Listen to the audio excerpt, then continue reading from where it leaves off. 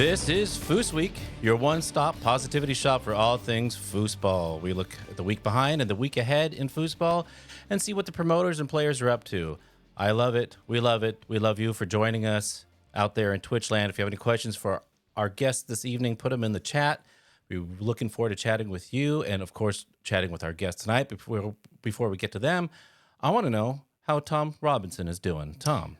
Man, I got to ask you the question. I think this is the first time I've seen that graphic for the. Who did you mug to get that graphic for the intro for the show, dude? Where'd you get that? You didn't see it before? No, that's the first time I've noticed it. That's how much I pay attention to things. But Well, it's wow. nice to have you aboard, Tom. Yeah, thanks, huh? I spend. I have a what do you call it? A subscription account to a purveyor of stock images and video, and I finally decided to use them after our great chat with Lily and Vivi the other day. I was like, I want to really just do that. Let's make it look like a cheesy 80s TV show intro. Dig it. Really dig it. That is my vibe. Cool. So to answer your question, yeah, I'm doing great. It's what, Tuesday? It feels like Friday for some reason, but there you have it. Wow. Well, that was a good lead in, Tom. Thank you. Hannah. Hi. Yeah, I also love the little intro thing. That was very crafty. So well done. Thank you. I love the sarcastic news type deal too. That's pretty funny. But I'm doing great. I'm home. All the laundry is done and all the dishes are washed and I'm ready for the next one. So I guess I have no complaints. Happy as can be. That's awesome. Well, Tom, I totally interrupted you. No, I was just going to say, Hannah killed it this last weekend. My God. First place, what, in 4 events? Yeah. Wow. And then second place in 2 events? What, like, did you leave anybody standing? Yeah, of course. Chris Duffy, I left him standing. He's the one who beat me in singles this weekend. But I forgave him because we also did get to win the Pro-Am together. So I let it slide. I want to interject here and just say, if somebody said I got first place in 4 different things, I wouldn't say, yeah. I'd be like, yeah, and I'd be jumping on anything. A la one of our guests later. I mean, I wouldn't even be done posting on Facebook about it. Let me just say that. So, oh my gosh, congratulations, Hannah. That's awesome. Amazing. Because Thank you. It was a great time. And I think this is a great segue. Let's bring in our first guest, because this is the tournament you're talking about. It's Robert Yates. Robert, are you there? I am here. There's Robert. What's up? So the tournament that you're talking about, Hannah, that you did so well in, was the 2023 North Carolina Championships that Robert was just running. How are you doing? How are you recovering after that, Robert? The recovery's happened slower than I expected. But overall, I'm kind of ready to go out and play Thursday night. Your local Thursday night thing? Yeah, my local Thursday night. Yeah. Yeah. See, awesome. Yeah, that's when you know. This is why foosball will never ever die, because even though I know I can only extrapolate outward what it's like to play to run a foosball tournament, it would take me a very long time to get sick and tired of it. So that's awesome to hear. But yeah, Hannah, you did great there this weekend. Thanks, buddy. I had a great time. I'm glad I could do a little bit better than the last time I played a Bonzini tournament. So that kind of gave me a little bit of redemption, I guess. What changed? What happened in the meantime? Was there more practice? I mean, how did you manage that kind of win? Yeah. Well, the first tournament I went to, I had never really even seen a Bonzini table before. I literally showed up and had to play singles. And the whole time I'm like looking at Robert like, send help. Like, what do I do? And he's like, figure it out. I'll fix you whenever you've tried to figure it out. So it was a little rougher road for sure. I think I got last place and a lot of stuff, but I had a great time anyways. And I really, really enjoyed it. And I went to buy a table at the first tournament I went to. So I drove up there, bought a table, came home, and I've hit a few balls on it between then and now. So hopefully I have a little bit more experience, and I think it definitely helped out. So I didn't end up last and everything again. Wow. Yep, it's only about to get harder though now that you moved up to expert. Whoop whoop. Yeah, moving on up. In one tournament, up to expert. Yep. Got the points. She was playing with expert as an amateur and pro-am. So when they won that, they got quite a bit for that one. Awesome. Is that similar to the way it works with IFP when it comes to beating somebody above your rank? Well, we're using House of Tournament software, so Mhm. we're using their point system that they provide, which is more of an ELO-based system, and we love it. The software is great. I always have to run the tournament and play in it at the same time. It was so much easier just putting on autopilot, changing the priority events as I see fit, and letting it do everything, and then push of a button, get to update the points afterwards. Really, really nice. So do you It use was pretty, this? Oh, sorry. Go ahead, Tom. no, I was just going to say it was pretty easy to get the results as well after the tournament when it went on to House of Tournaments to look at the results, and that's where I saw the results. I'm like, wow, look at Hannah go. Yeah. No, she Um, had a great weekend. oh my gosh, I forgot what I was going to ask. It's my turn too on the Sorry. rotation. What do I do? I'm so nervous. Hold on. Wait. No. Oh, so your ranks is it like amateur, rookie, single, pro, whatever? Like is that It's rookie, amateur, expert, pro, master. so? Here's a weird question: is the difference between expert and pro on Bonzini the same between expert and pro on Tornado and so on? Does that make sense? I'm gonna say no. Because no, wait, it doesn't make sense. I mean, it doesn't compute. Like the type of players that are pros on Bonzini, and I think about pros on Tornado, and pros on Tornado are way higher level than a pro on Bonzini. Skill wise, or talent wise, or their haircuts. Yeah, like Foosball wise, all around. I think this is pretty cool. We have two new pros along. One was Hannah's partner, Chris Duffy and Manny Roberto. They just became pro on Bonzini. They're both rookie on Tornado. Really? To me, that's like something that's really cool. We've had a bunch of, and Manny Roberto's played for maybe a year and a half now. Duffy, maybe 2 years, 3. Wow, that's Really cool to see how fast Tornado players come over to Bonzini and just their level takes off once they get used to the table, because the foosball skill comes through once they get the table down. Mm. And I think there's a bigger, like maybe a bit bigger difference in like your pro and expert players like inside Tornado than there is Bonzini, or do you think that like what do you think about that, Robert?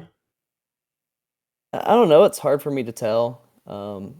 We didn't have a point system for a long time, so we're just starting to get experience it the past few years. And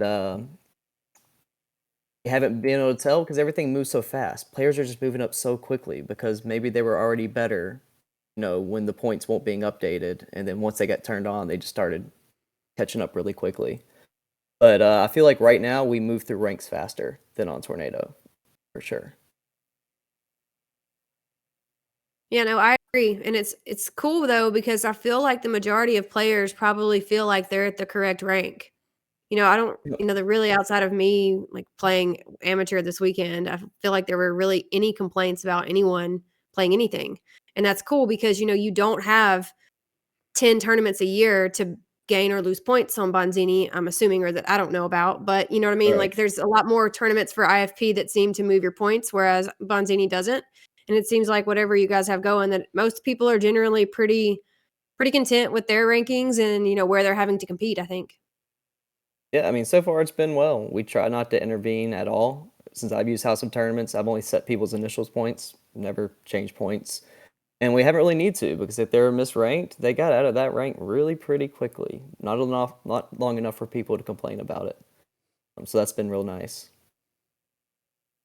So when you get Canadians crossing over the border from, let's say, Quebec and Montreal, are they pretty much assured of winning, or are they right in the middle of the pack? In the past, it was like pretty much assured they were winning. Mhm. This weekend was interesting. I mean, Rick Owens from Greenville, North Carolina, won open singles. That was Yes. great. One of our local guys going through the Canadians. That's a really hard feat. Usually we might can beat the Canadians in doubles, but singles is usually where we don't win. Even when Tony came and played the NC State, Tony and Darren won open doubles, but Laurent was the one to take Tony out in open singles. So that's usually where it's hardest to beat. But this weekend we had a whole lot of good players, really good players. So for those that haven't picked up on it, even though we talked about it last week, this tournament was on Bonzini. And that's not a prevalent table here in the U.S., but it's still a fun table, and it definitely has a very passionate base there where you're promoting, Robert. And I'm reminded of when I played violin in middle school and high school, and I was part of the band and all that. And I remember all the violas were the quiet types, and all the violin players like myself were the loud, gregarious types, and all of the tuba players were their type, and so on and so forth. And I'm Their curious. type. I'm curious, is there a Bonzini type and a Tornado type or a Roberto Sport type or anything like that you've noticed and being kind of a foosball table, whatever it's called, multi-table, I guess? So when you say type, do you mean the type of the people in this? Yeah, personality type. Or is there just kind of a spectrum? So it depends. I mean, we talked last time, my initial introduction to Tornado was kind of like a culture shock for me. But I don't feel like it's like that everywhere. But I would say in general, Bonzini players, I don't say they don't take it as serious. They definitely take it as serious. They don't take it to heart as much when they lose. Everyone generally gets to know everyone. You don't find many people that show up here and are like, I don't want to talk to anybody. I just want to focus and play foosball. It's never that serious. We all want to win, but when we lose, we're usually happy, at least for the other person, because that's our friend. So I just feel like in general, it's a much more laid back, chill atmosphere, and everyone's just trying to have fun and celebrate their wins and talk it out for our losses. But even at Bonzini, I don't hear as many people coming and talking about the matches that they just lost after they come, outside or something. Whereas if I'm sitting outside a Tornado tournament, every friend that's coming up to me is to come to tell me about some bad beat or tough loss. Myself included. It's so true, though. It's so true. And oddly enough, I learned more after I played someone and beat them than I ever did whenever people beat me, I guess. If you come up and you beat somebody like 5-0, they're pretty willing to help you out because they feel really bad for you, right? But if you come up and you play someone and it's a tight game and yeah, you made some mistakes, but you still win. I had more human beings say, "Hey, you played great. I really think this would help your game move forward next. Let me show you something," and put me on a table. And I don't mean put me on a table and showed me something once. I was like, "Yeah, this is it. All right, cool. See ya." And walked off. I mean, they made me stand there and hit 10 of them before I could leave the table because they were like, "You're going to do it once, but you have to figure out how to do it more than once. Come on, it's stand here and figure it out." And that was just so cool to me. And I learned so much more this weekend than I knew going into it. And it's solely because of the attitude of the players there and the community that the Bonzini crew has. That's totally it. Yeah, And, I really never thought about that until special. you asked that question. Yeah. You mean what kind of people tuba players are? Awful. No, violin players. Out. Really. gosh. Out. Whoa. Controversial. You can't Anyway. trust those guys with string Man. instruments. I know. Wow. That's seriously. Well, when you huff rosin, you get that kind of mindset. Tom, did you have a question? I don't want to dominate with my rosin situation. Your reference to the orchestra. Well, we'll just have to live with your condescension. Thank you, Adam. That's not condescending. Appreciate that. No, I was just using it. If I grew up doing something else, if I was a Fisher person, I would talk about different fish personalities or. Fish. By the way, I love the band Fish. I think Fish is awesome. I'm not joking here. I'm just saying. I'm using my background as a point of reference. It doesn't make me an elitist. Tom. Okay. Just checking. Okay. All right. No, it's so Robert, I got to say, the success of this year's tournament, how's it looking for next year? What are you thinking about? What do you want to do differently next year? Oh man, yeah, I've been thinking about that since Saturday. The demand really surged for the tournament like a week or two before it started. And this was supposed to be capped at 64 teams. And we ended up letting 74 total local players that want to play a few events, try to get them in. Okay. And overall, I feel like it ran well, right? So we had 74 players. We had 12 events, but we didn't get to the 4-on-4, unfortunately. So we played 11 events. and we finished at 2:40 on AM. Sunday, p.m. Oh, PM. Oh, Yeah, but I really wanted to finish Saturday night with how we had everything set up. Had singles no conflicted on Friday. All 3 singles, rookie, amateur, and open. Had to pick one. And I thought, yeah, it's a great idea. We're going to crush it. The program's going to be totally unconflicted. Saturday's going to be great. I didn't have enough tables. I had like wow. 8 matches that could have been played for for like 4 or 5 hours. And so I got to find a way to get more tables. 'Cause Okay. that's going to be the only way to let more people in. And it really feels like the demand's starting to pick up. We had more first-time Tornado or second-time Tornado players on Bonzini this weekend than I can ever imagine. Many of them first-time winners. Michelle Moon won rookie singles, playing Marie McClure in the finals. 2 Tornado players, their first time playing Bonzini. Cool. Justin Smith won rookie doubles, I believe, with Michelle Moon as well. So it's really cool to see. And then Duffy, he's a Tornado player. He's won 2 or 3 events this weekend. Hannah, it's just been really cool to see the newcomers coming out and the people that started coming out the past year or 2 kind of jumping the ranks and moving on up. Man, Really brings the congratulations whole on that. player base up, having Yeah. good players come in like that.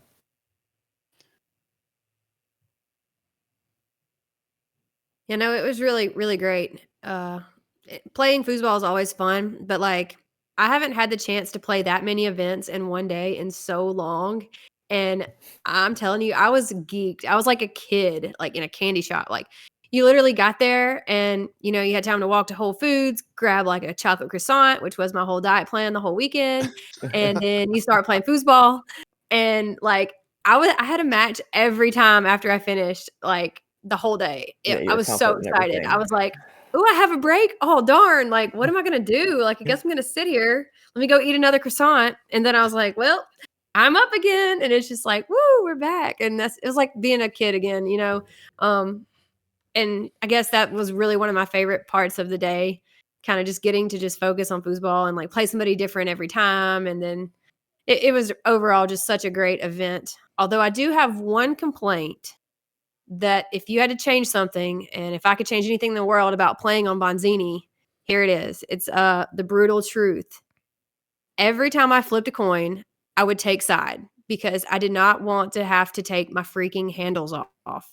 My forearms are Oh. now leveled up times 50 from just unscrewing the little handles and changing them. It's Yep. exhausting. I'm not in shape. I'm not ready. It Yeah, you gotta get literally that defeated forearm. me mentally. Yeah.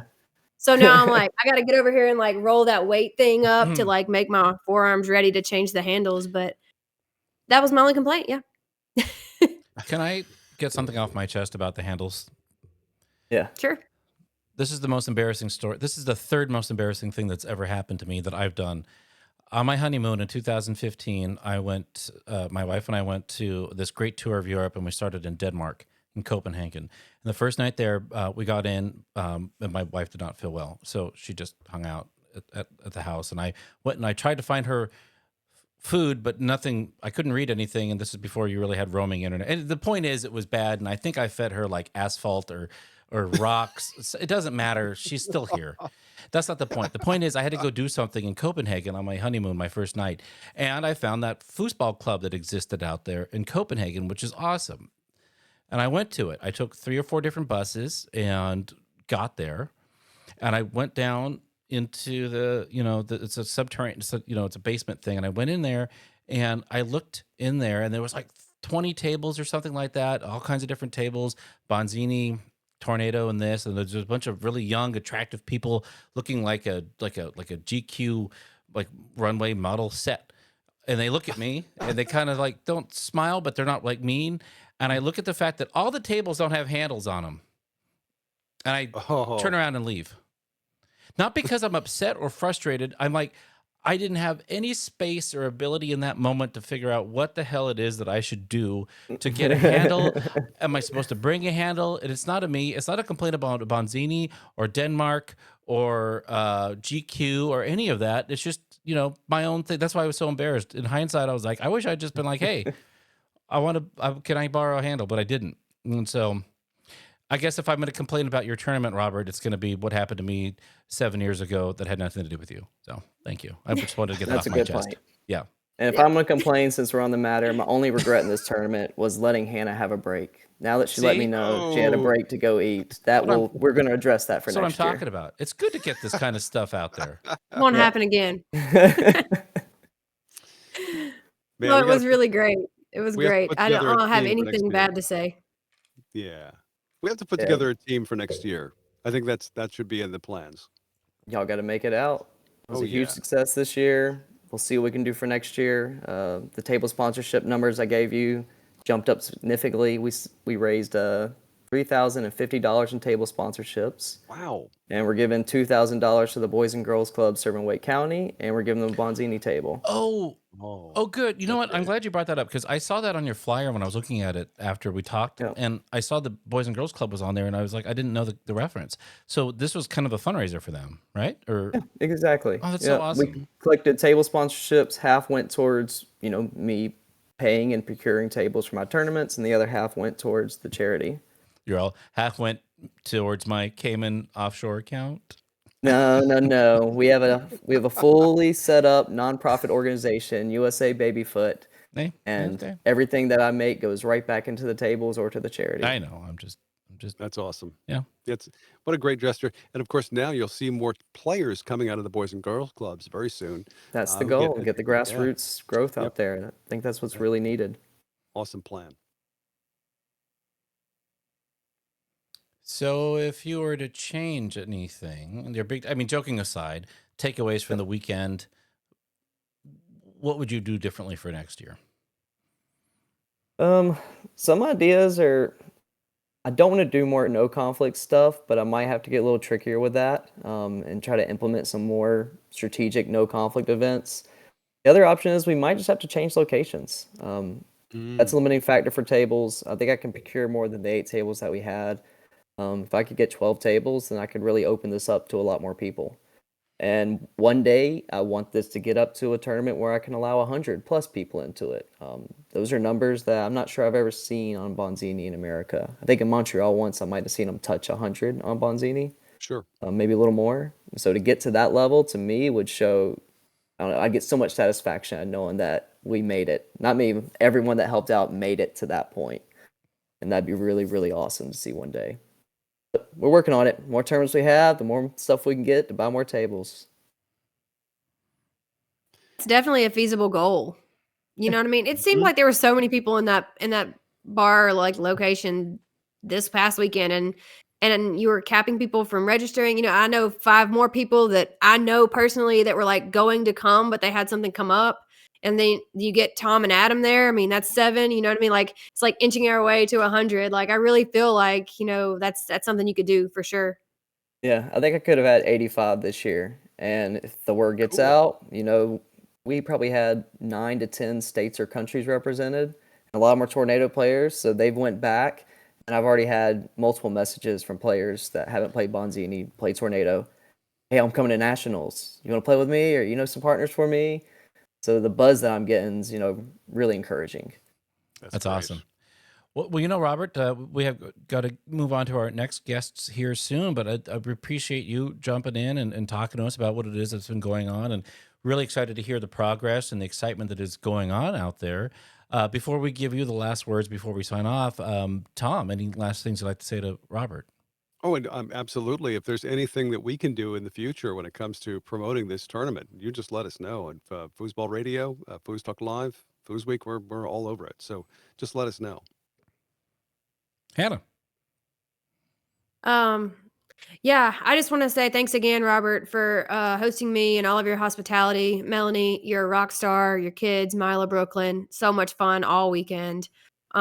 The whole community of the Bonzini crew that I got to hang out with this weekend, you guys are all the top of my list. I think so highly of so many people there, and I'm just so thankful for everyone that reached out to me and talked about the tournament or helped me in some way or just anything. So I'm just really, really appreciative, and I cannot wait until nationals. And Robert, I appreciate you sharing your emo kid video game photo that I got to use on the promo flyer today. It Yes. really sung to my soul as somebody who is you know, careening towards middle age. So thanks for that. Careening. That's the only careening I do this time in my life is just getting towards. But anyways, Robert, any last words? The floor is yours here. Yeah, I mean, I'll start with the picture. Really glad that you picked that one. Brought back lots of good memories, and no, that was pretty sweet. I don't think many people in the tornado scene has seen me as a early 20-something-year-old Robert. And as for Hannah, yeah, Nationals is gonna be fun. So I think we're gonna have to run that back in mixed, and No doubt. maybe for my next tournament we'll team up for open doubles. I think I'm gonna try to do something in January for a tour kickoff for Bonzini. So we'll see more information about that probably soon. So I don't now. I'll wait till 2 months before the date. Cool. Perfect. Yeah. And Tom, I really appreciate the offer. I definitely look forward to hopefully being on here again and talking about various tournaments and just keep getting this ball rolling and keep encouraging viewers and people that have never experienced to come out and give it a try. And hopefully one day we could try to do some multi-table stuff once we can get that interest up. I think there's a place in the Northeast that would like to do that. Oh, well, that's not far away. Just saying. It's not far away. We're in the same neighborhood. You know what I'm saying? Yeah. Yeah. I like that. I've driven to Florida. I can drive up there. Cool. I don't even like walking to my fridge. Well, Robert, appreciate you. Appreciate your passion. Appreciate everything that you're doing. And I appreciate the next time I'm going to come over to your tournament next year and just suck and play terribly. But I'm looking forward to that too. I got you. We'll figure it out. All right. But I appreciate it, guys. I can do that. Cool. All right, buddy. Thank you. Yep. Later, y'all. Later, Robert. See ya. My goodness. I feel like the future of foosball is bright. And speaking of brightness, speaking of all the amazingness that exists in foosball. Whoa, look at that. There they are already. Hey. These two. There's David Radack and there's Steve Murray, and I'm gonna be really honest and say that I'm just very excited to have you on to be talking about Texas State this weekend, because I'm a huge foosball dork. You all know that, and I love everything foosball. I love people that spend so much of their lives and their time doing stuff for foosball. When I posted that promo picture of you guys today, there was that little dog in between you, and I just respect the hell out of that dog being so cool. Yeah, that was 2012 in Arlington, Texas. That was at Arlington. the Marriott. Oh wow! Yeah, and that was our official mascot of the day. That's so awesome. And I don't remember her name, but yeah, sweet little dog. 2012, me and Dave hanging out doing Texas State. So, Steve, let's talk about just the elephant in the room. This is your last Texas State, as in the capacity you've been serving, as you've said. So before we get there, Yeah, can I just throw this out? sure. We were listening to your previous guest. Yeah. And we want to throw some kudos his way because we started once upon a time way back in the day, like 30 some years ago. And we know what it's like to build a tournament like that. So we want to give him some props and congratulations for trying to promote the sport and get it in the right direction. And it sounds to me like he's on to something special. So good for him. It was fun to listen to that because David and I have been there. Yeah. We were in the bar for the first, 10 years? Yeah. We ran it in a bar for the first 10 and then graduated to hotels and stuff. So the point is, good for him. Keep it up, Robert. That's fantastic. Just keep doing what you're doing. It's not easy. There's a lot of challenges, but nice job, man. Seriously, way to go. That's awesome. So wait a minute. When you say it, you mean Texas State started in a bar years ago? Oh, man. Did we ever? So just to give you a short version of a very long story, Texas State kind of dwindled a little bit. And this is back, 90, 89, 90. Anyway, we were playing a lot, and there was a really strong group of local Foosers, David included, Mike Archer, David Pena. I can name a ton of them. Charles Britt. We all started. I say we started. They started. I'd already been playing for a long time, and our state tournament didn't do very well. And we all said, "Hey, why don't we get together and let's put together a state tournament?" And we literally started in a Clicks billiards chain with like 6 tables, and we graduated to the following year to 12 tables and then to 15 tables.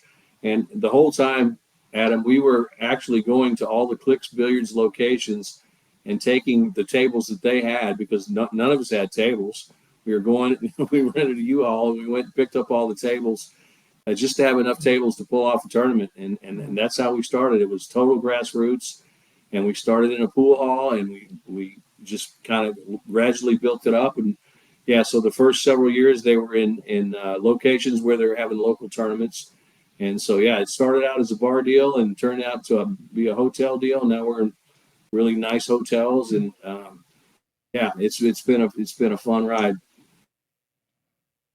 Yeah, I mean, just to put a bow tie on what you're saying, I mean, you started off small like that, put your passion and your time and your energy into it, and now it's one of the majors in the United States foosball tour, and also one of the more storied tournaments in the tour. So Yeah, I don't know what to say definitely. beyond that. We broke ground in a lot of areas, and that really have impacted the tour. We were kind of the first people to do the risk-free for masters, to kind of reward them for what they put into the game. We've just kind of, we were the first one to do Swiss, a modified Swiss at a major tournament. It's this last year, doing it again this year. We just we bracketed we were the first tournament to bracket events to kind of try to limit the conflicts, to make the players' experience a little bit better. It's I think we blazed the trail on a lot of things. It was nice having a forum to do that in. So not to mention too, I will say this, and I think it's really important because I think it's been just so important to the sport in general. We kind of started the Texas Legends thing, which led to all the state tournaments having their own state Hall of Fames. And the thing is, there's a ton of players, really good, dedicated, great players that will probably never ever get to the National Hall of Fame, but certainly needed to be recognized on a local level. So we started the Texas Legend thing, and now, like 30 years later, almost every single state tournament has their own state Hall of Fame, which I think is phenomenal. I think it's great that the local players and the regional players get recognized. And so I take a lot of pride in that, because we actually started that back in the day.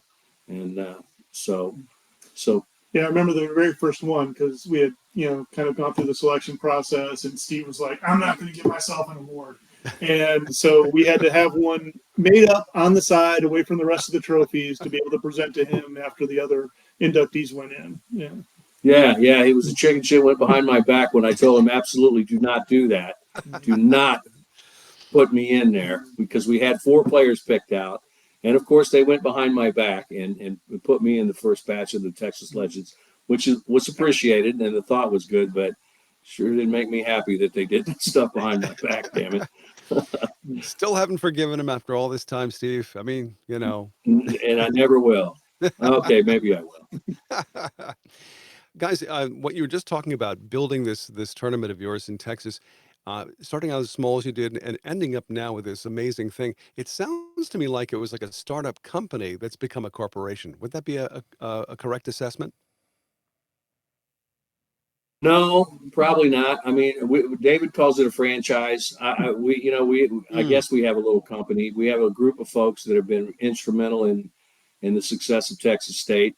So we have a little franchise, and we've done things a little bit differently. And it's not because, nothing against the other promoters and stuff. I mean, there's some great promoters out there that have done some wonderful things, but we had a little different idea of how we thought that we could make the player experience better. And so we started our little group together, and so it's a state franchise, and we've done things as far as format, and we've been innovative in a few areas. If that's not a stretch, I would say we've been a little innovative in trying to do some different things. And and hopefully that will spread with some of the promoters. But it's proven to be very successful because we've always made it about the player experience.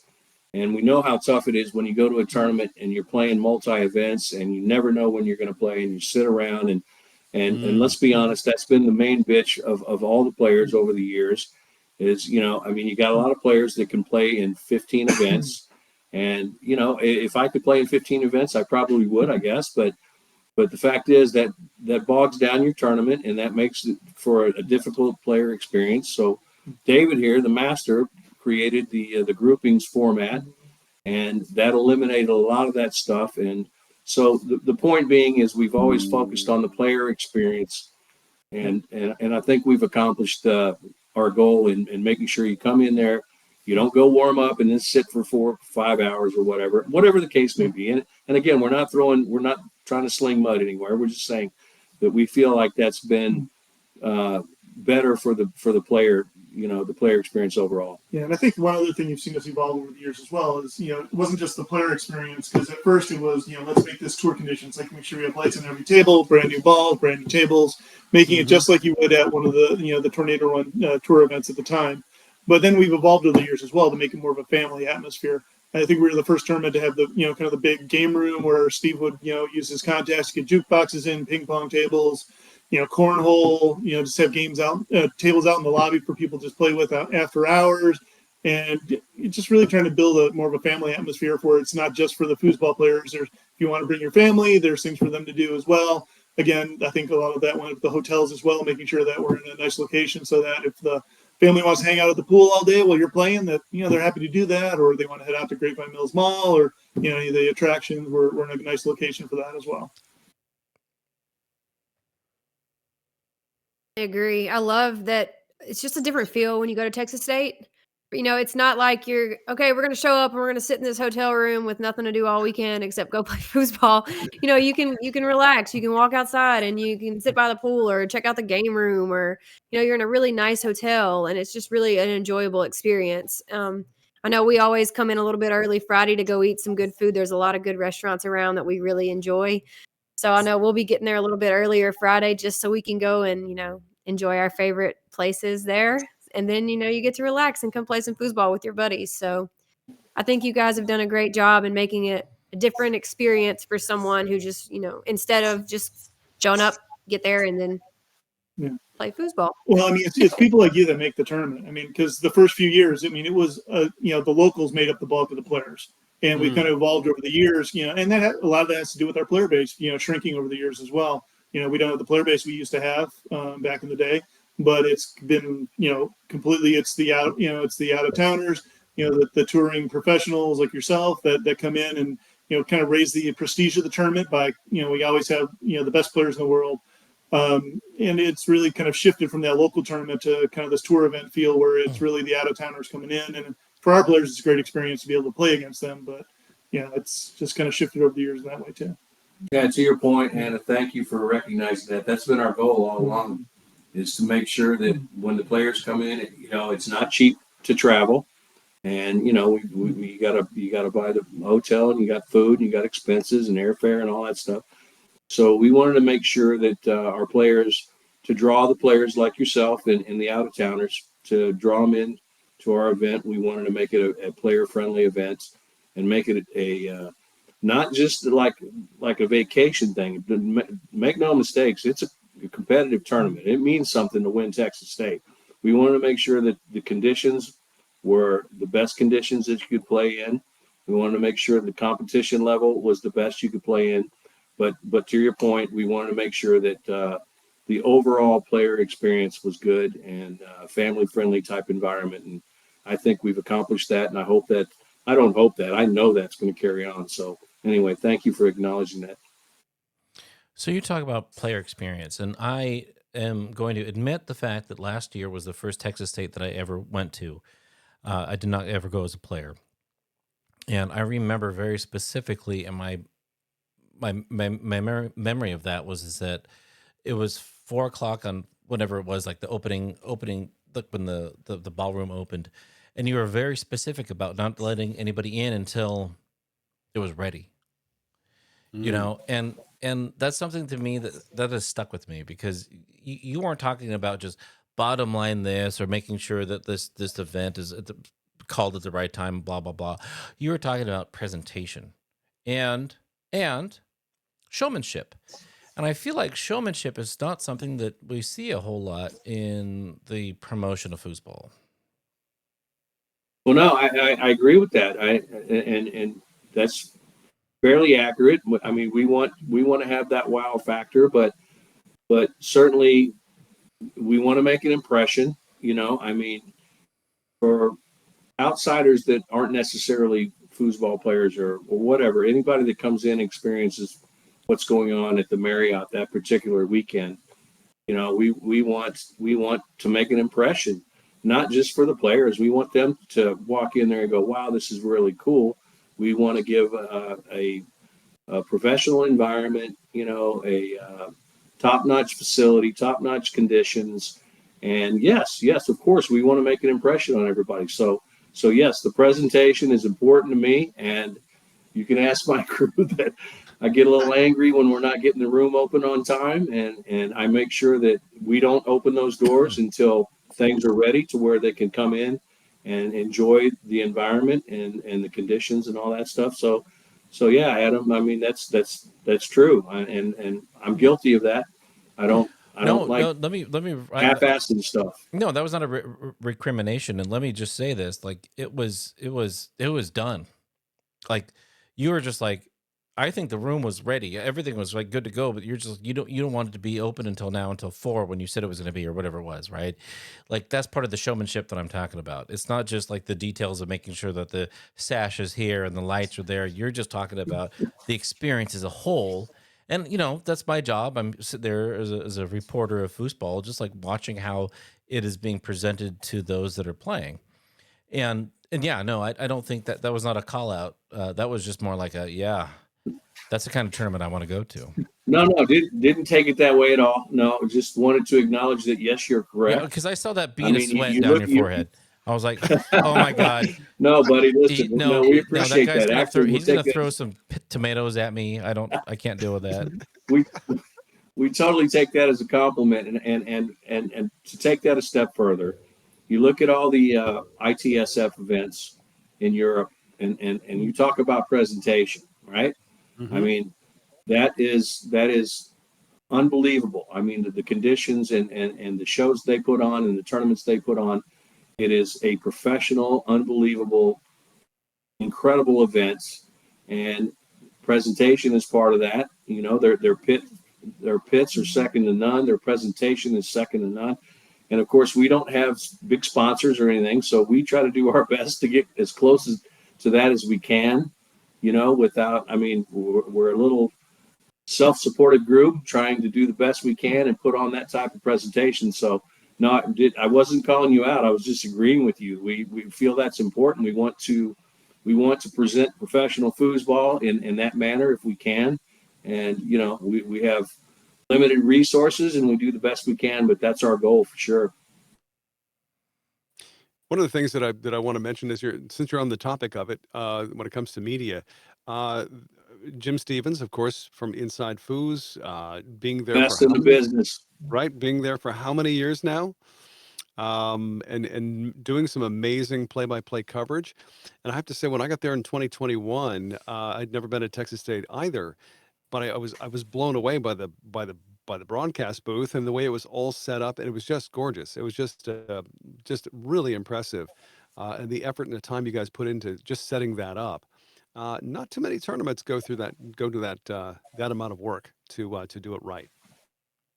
Yeah, and Jim's been a part of it, and that's part of that presentation as well. I mean, it's about making that experience, and Jim being there has just been a staple of us for so many years, and we couldn't think to do it without him since almost day one. Mm. And okay. To your point, Tom, the presentation is not the same unless we focus on that area. Yes. We got it. I mean, can you imagine having a major tournament without the streaming and the cameras and Jim Stevens and the Jasons of the world streaming the presentations? I mean, so yes, we focus on that very heavily because that is a huge part of the presentation. And I think that just kind of makes it that much more exciting and fun when the players come in and they see that presentation and they see that big pit area and they see Jim Stevens up there and Jason doing the live streaming. So yeah, I mean, we make that one of our main priorities. Yeah, and it also just enhances the experience for people that aren't there. And of course, we want the people that are there to have the best experience they can. But for those that can't attend, Foosball Sports Network, Inside Foos, they definitely can just spread the word, and that's just good for the game, especially seeing a venue like that being broadcast and put out there for everybody. No, I definitely agree. And as a player, before I've only been to 2 Texas States ever, but before I came to one, everyone was like, "You got to go to Texas State, Hannah. It's so much fun. They have a jukebox and they play like real music the whole day. And like as a player, you don't have to listen to like elevator music, and like it can get you like hype, and like it's a really nice place." And I was just so excited. And then I come, and then I show up and it's this nice hotel, and I'm like, wow, this is great. And you walk in and it really allows you to focus on the level of professional foosball that you want to focus on. When you're in that environment, it's just like, oh, nice. And then you have, Jason Wicks there. Jason Wicks, I think he's moving this along so quickly with production and broadcasting.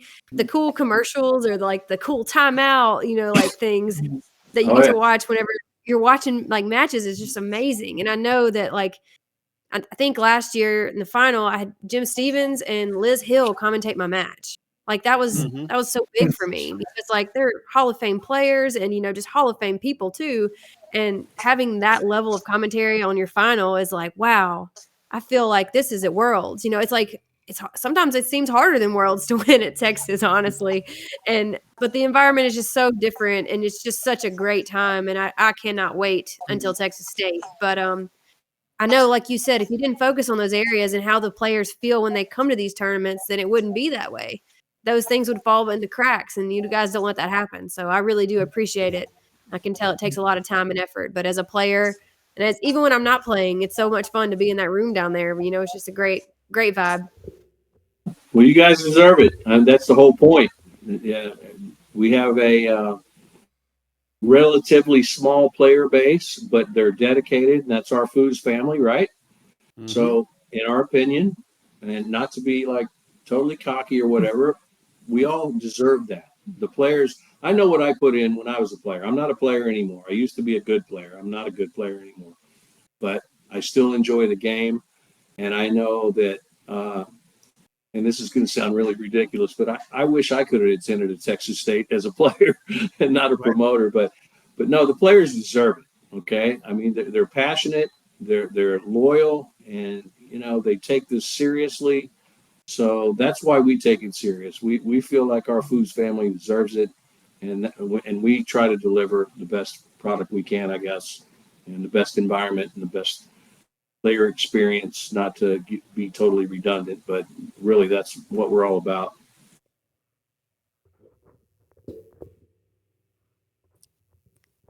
Don't mind Adam, he's just adjusting. Go ahead, Tom. I'll be right back here with you. No, I wanted to take a few seconds here to chat with Dave, because Dave, this is the first time on Foosball Radio and FoosWeek, but we're wondering about your past when it comes to foosball. When was the first time you saw a foosball table, and what kind of table was it, and how old were you? I worked at a laser tag place called Photon back, in what was that? Late 80s. We had a couple tables in there for the employees. In the main, and all the employees were playing on breaks and stuff. Then we had a couple tournament players coming into the place and just killed everybody. And it was that was kind of wow, this is what foosball is really like. And from there we me, Dave Pena, Mike Archer. I don't think Dave Pena doesn't play much anymore, but Archer is still kind of a staple of the scene. Yep. We started to go to Clicks Billiards and play there because the guy said that's where the tournaments were. Steve was kind enough to get us in when we were all under 21. I didn't do that. I swear I didn't do that. That's a cold case. Some Law and Order. Hey, you'd be surprised what a Sharpie will do for you. Yeah, tell me about it. I love that. Anyway, carry on.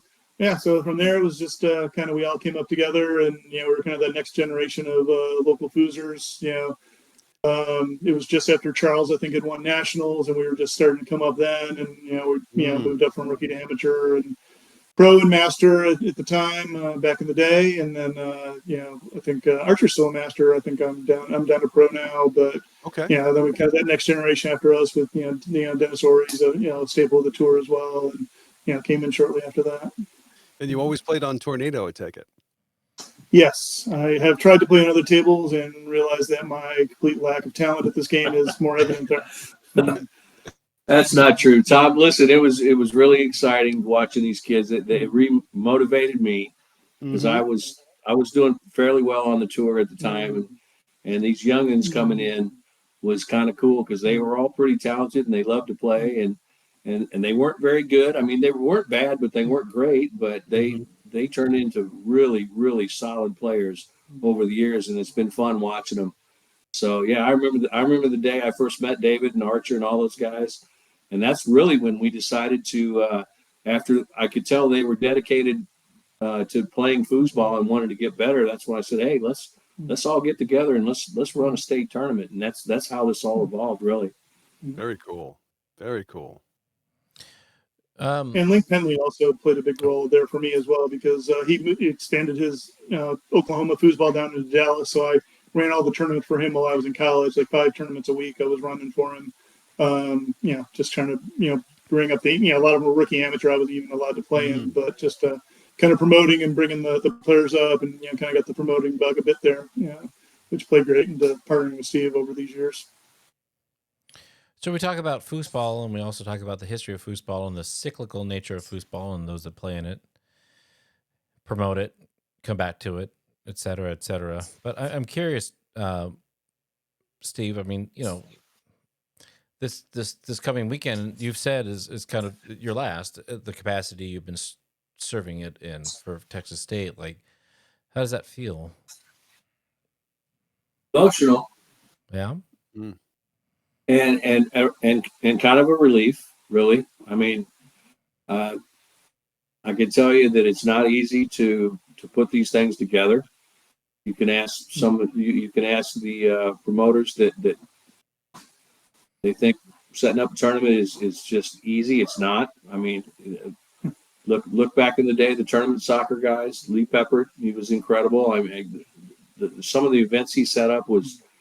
I mean, when I think about it, it was just ridiculous how cool they were. But anyway, long story short, it's a lot of work. It takes a lot of time. It takes resources. It's not easy. And if you don't put forth the effort and the focus on doing it, then shit slips through the cracks and you don't do it right. So I figure after 32 years, it's about my time to step aside and look at some other options. And I truly believe that Texas State will carry on. And in fact, I know it will. And we're going to make sure that it carries on. But no, it comes a time where I don't want to do it from start to finish anymore.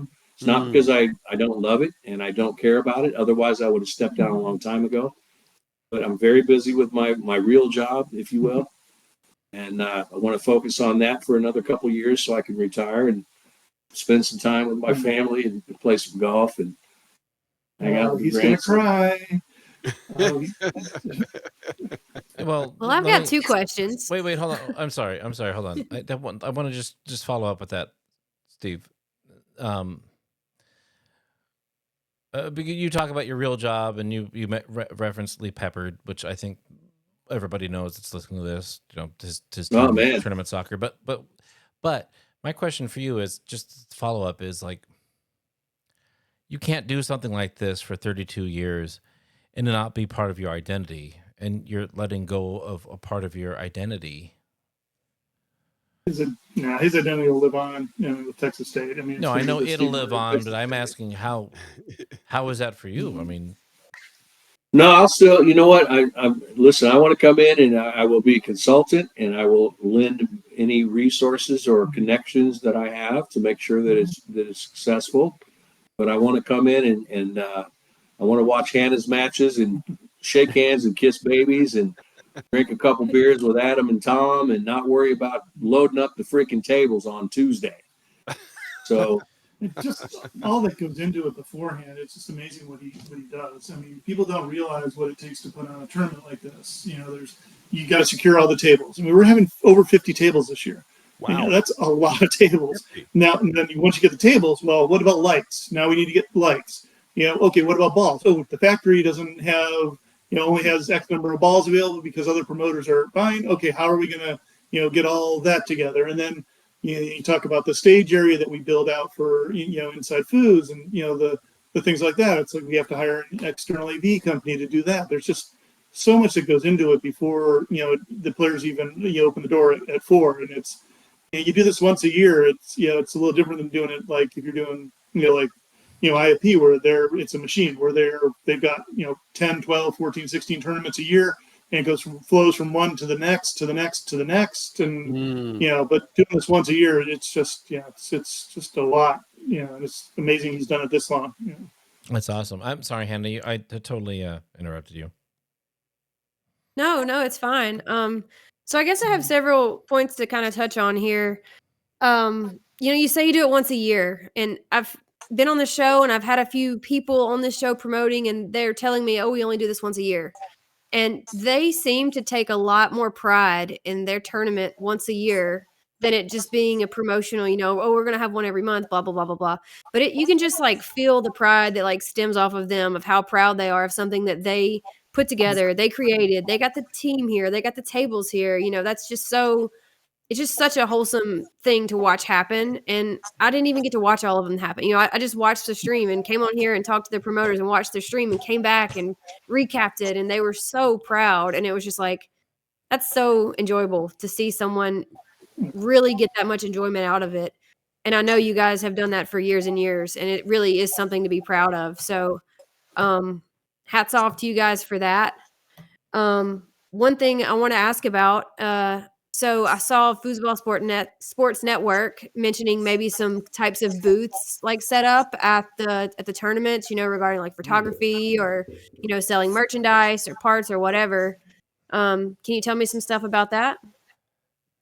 Yeah, of course. We've tried to make it like if people, Tony Spreedeman, other guys, the photographer, your good buddy, Braxton, great guy. If we can help them kind of promote their gig and give them a platform to do that, then more power to them. Tony came in when he first started TS Promotions, with the koozies and the wraps and all that stuff. We gave him a booth, didn't charge him for anything. We don't want anything. We want him to be successful. Same with Braxton. He comes in and brings his camera and makes some incredible photographic shots that just is good for everybody. So yeah, we like to give them an opportunity to come in and show off their talent, and if it's for the greater good of promoting foosball, then so be it. So yeah, we're all into that. Yeah, Jason and Brittany, they were with Texas State, a lot, Foosball Sports Network is badass. Yeah, and this evolved into Foosball Sports Network, and that's it's a perfect venue for him to kind of showcase not only his skills but the the products and kind of bring that pro shop feel to the tournament, which I think is missing sometimes. A lot of times we'll have T-shirts and things like that, but getting everything together, getting the streaming, getting all the merchandise together, I think it just kind of levels it up a bit, just from kind of that prestige, that customer experience type as well, and it's great for him because it's a venue for his streaming and another avenue for him to get the word out on Foosball Sports Network, which is just going to be great and continue to build. Oh, it's growing at a great pace. But so yeah. That said, I mean that should kind of put things in perspective for promoters like Mary, who she does a tour. We do a single event, right? I mean, ITSF, they do a European tour. It's not easy to continue to put on those shows at a high level. So yeah, we do it once a year, and other states do it once a year, and we want those to be special, and we take a lot of pride. But that ought to give you guys a little bit of an idea and put things in perspective for people who do it all the time, because it's not easy. It's hard work. It's hard work. It takes a lot of dedication. It takes a lot of resources. There's a lot of good times and there's a lot of bad times. I mean, so honestly, I'm just saying, running one tournament is good. I mean, but running a tour is even harder. So, I mean, kudos to all the promoters. It's not rocket science, but it's certainly not easy. Yeah. Would you consider writing us the handbook that we could use to use your examples in other places? I know you say you could be a consultant, Steve. Would you consider doing the handbook and writing it, putting it together? Absolutely, and I'm hoping somebody has taken, and I'm sure a lot of people have already taken some notes on David's format and what he's built. Yes. I mean, he was the architect of what we do in our groupings format. And I'm telling you, at first, when people thought that, oh, wait, you're restricting me. Well, no, really, we're not. What we're doing is we're making sure that when you come to play foosball, you're coming to play foosball and you're not going to be sitting around. So in my opinion, that was one of the greatest things that we did. Yeah. So yes, to answer your question, hopefully other promoters will adapt to some of those formats. And if I could ever share my experiences with other promoters to help them along the way, I would be all in to do that. Too. Yeah, I mean, you've helped a lot of the other promoters with how to negotiate with hotels, just kind of those things you don't even think about. I mean, that's a big part of it as well. There's a huge expense sometimes, or it can be a benefit to the tournament. And knowing what questions to ask, how to present yourself, how to sell your tournaments, it's huge. I mean, we've always kind of talked about how he bookends the tournament. Everything up until Friday at 4 p.m. when the doors open is all Steve, and then from then until the end of the tournament, it's me and Brittany and everybody on the stage, the sign-up crew, Donald Wilson, Tony Owens helping out, keeping it going, and then at the end, Steve kind of comes in at the end, does all the payouts, all the accounting, then all the tear down and getting everything done and all the bills paid. So it's kind of a great partnership in that, where he can actually relax a little bit during the weekend itself, but recover from all the work leading up and preparing himself for all the work after. Yeah, Tom. David he's created a model that I hope other promoters take a look at that. Yes. Because honestly, that's what we need to do. We need to streamline our events, and we need to Mary's done a lot of that, to her credit. She's changed some events, and give her a lot of credit for that. It's hard. You cannot make every player happy every tournament. It's impossible. Yeah. And it took me a couple years to figure that out, that no matter what we did, there's going to be some complaints and there's going to be some input, good and bad. And the key is to remain very consistent and overall make it fair for everybody and stay consistent along the way, and it'll work out. So yeah, it's yeah, I was thinking the same thing. You cannot make everybody happy all the time. Every time we make a restriction, we had to pick which events from which groups, and there's always 2 or 3 people that I want to play both those events. I'm like, yeah, we're sorry. It's for the good of the tournament. You're not going to make everybody happy. You look at Mary's tournament, it's moving mixed single elimination. Not very popular with a lot of the players. But if you look at the overall tournament experience, mixed is going to be one of our first events this weekend. And just because of the nature of double elimination and how we bracket and try to make sure all the other events move from the beginning and get a good distance through, mixed is probably going to stretch through till Sunday.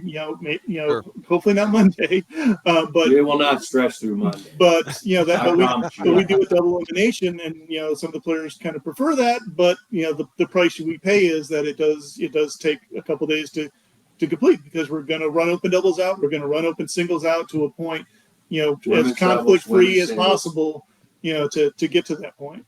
Yeah. So how far to complete pro doubles? Like, what's your timeline for that?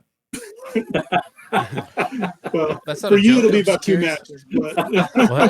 What? I told you, I cannot be held responsible for his behavior. He's Adam, that is so uncalled for. Okay, what did he say? What did he say? You missed it. No, say it again. no. Say it again. No, I didn't hear it. No, he will not say that again. David, say it again slower, but say it in Gaelic. I want to hear it. All right. I didn't hear what he I said. told you before, Adam, I can't be held responsible for his behavior at Yeah. times. He's had No, I he's had understand. too many Guinnesses. Who are you playing with? That'll help me gauge your timeline a little better. Well, Who's I the was going to partner? ask Hannah if she wanted to play pro doubles. I'd play nets. Well, they're going to be in for a while. Well, then, all yeah. right? There's your savior right there, brother. Yes. Let's do it. I don't, I'm not, I've been retired 7 times in foosball, but 7 times. yeah, no, but I don't want to. I don't care. Yeah, but I'm a hoot and a half, and I wear a visor. So listen, that is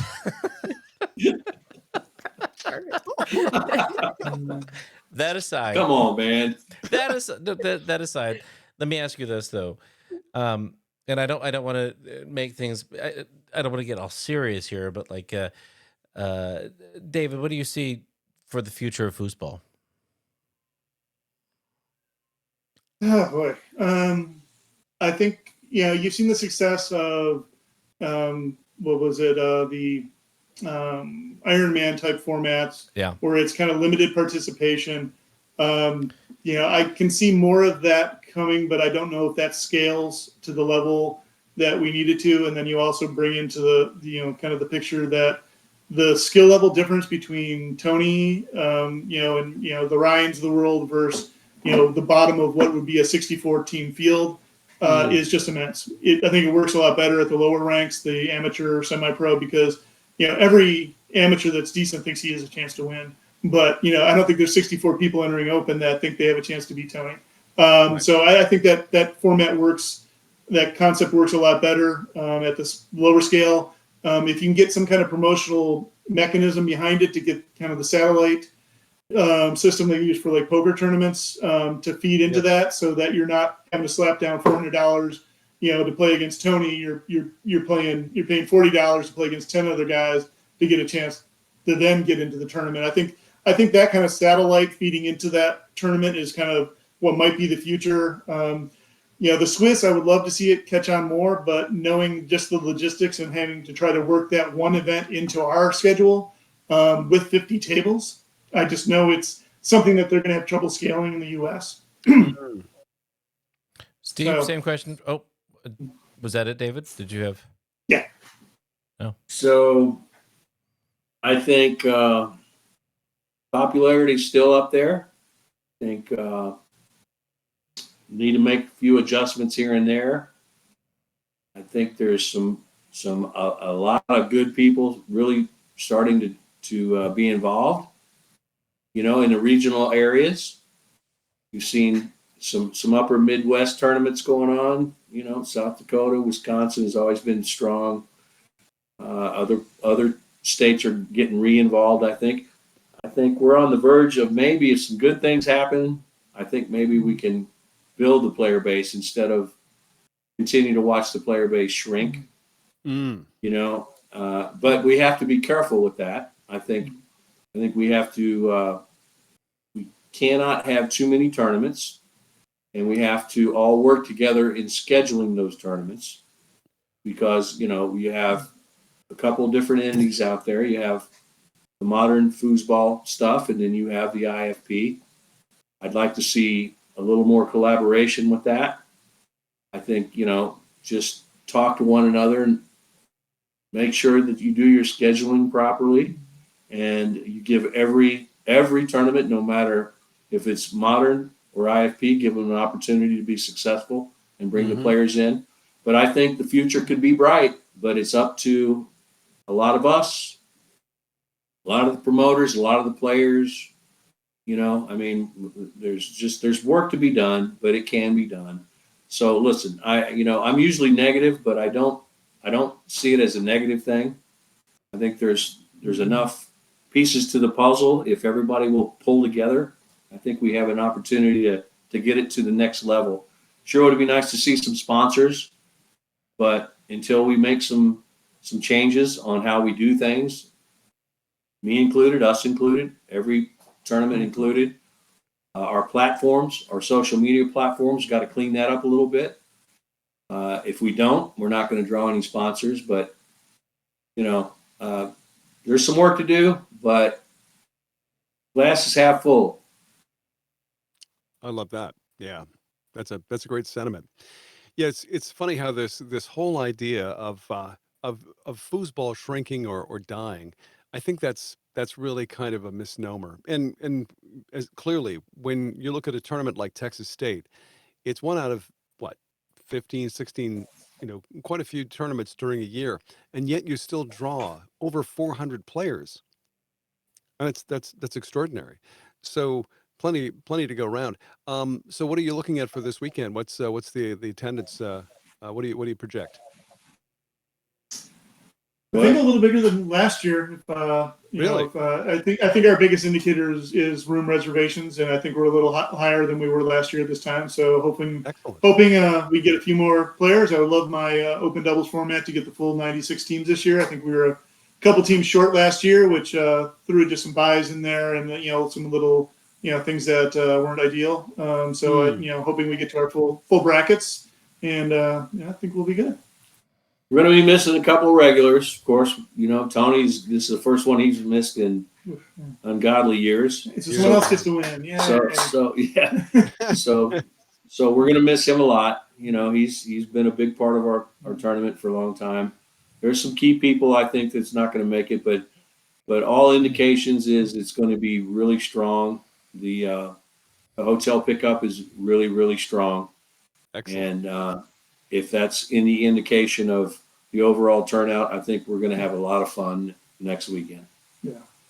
I'm just, on a personal note, I'm just very happy the rooms are up there, because that's the number one Steve Murray being stressed out all weekend thing, because we don't get our room numbers, then the ballroom's not paid for. And, it's that's the very first kind of click to get off the list of the tournament being successful from a financial perspective and paying the bills. So I'm very happy that the room sales are good, because that's a happy Steve is a happy me and a happy everybody. So that's the key thing. I feel like there's a song about that. I'm only crabby until Wednesday. Right. Wednesday. Right. Why Wednesday? Because it's over after Wednesday. Oh, I see. Yeah, but hold on. Wait. Because for those out there that are throwing tournaments in their local bar that they taught their buddy, Johnny into having, versus those that want to throw 50 tables in somebody's ballroom at a hotel, I think that is a huge step up that should be talked about, right? Because you're not talking about just having tables in a ballroom, because what you do at that level is you're talking about blocks of room sales, right? Yeah, I mean, Steve's the expert on that. I mean, tell us, because nobody knows this. We don't talk about this when we talk about promoting foosball. What is that about? When you sign the contract with the hotel, you're saying, "Hey, here's a ballroom that we're getting, and if we don't give you 150 room nights, No. paying tens of thousands of I will let the cat out of the bag, Adam. I'll let the cat out of the bag. I've always under promised and over delivered. Okay, I knew that to get what we needed to get from any given hotel, we needed to negotiate a low number and exceed it a lot. And when you do that for year after year, X amount of years, and you negotiate a low nut to hit, so to speak, right? Yeah. And you succeed that like a lot, it gives you some leverage going into your next negotiation. All right. Sure. And what happened with us in particular, to give you some history, I did that from day one. I knew that if I said, hey, we're going to hit 55 room nights, I knew we'd hit 75 or 80 or 100. And the next year I said, hey, we'll commit to 80 room nights, knowing we'd hit 120 or 150. All right. And then that just carried on and carried on. And what happens in the hotel business is they all have access to that data, and they look at it and they go, hey, who is this foosball group? what is going on here? They're packing X amount of rooms for X amount of room nights on a slow holiday weekend. What's up with that? Long story short, we built that for 20 years, and now I can tell you, without bragging or patting ourselves on the back, we have a good number of hotels that contact us every year saying, hey, we would really, really like an opportunity to host your Texas State tournament. So it's all in negotiations, all knowing what you can and cannot do, and knowing what you can deliver, and always under promise and over deliver. Yes, and that's what I'm talking about. Overpromise, underdeliver, and for everybody out there, because I know enough about what it is you're talking about to know that what you're talking about is difficult. What? It's the other way around. That's why you get me, buddy. Yeah, it doesn't matter. I could say it either way. I don't care. Over camel, over deliver. Yeah, it doesn't matter. Yeah, everybody knew what it meant. Tom. I know, as stupid as that sounded, and as basic and cliche as it sounded, it's worked for us for 30 years. Yeah, let's give you the leverage to get the room rates down. I think that was a little Freudian slip on my part. Buy low, sell high. You know what? I feel like I should go apologize to my wife.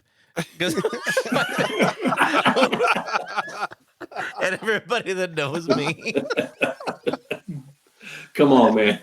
No, but anyways, okay. So under promise and over deliver, and I think that a lot of people don't understand when you start ramping up in foosball under those terms. That's a huge part of it, right?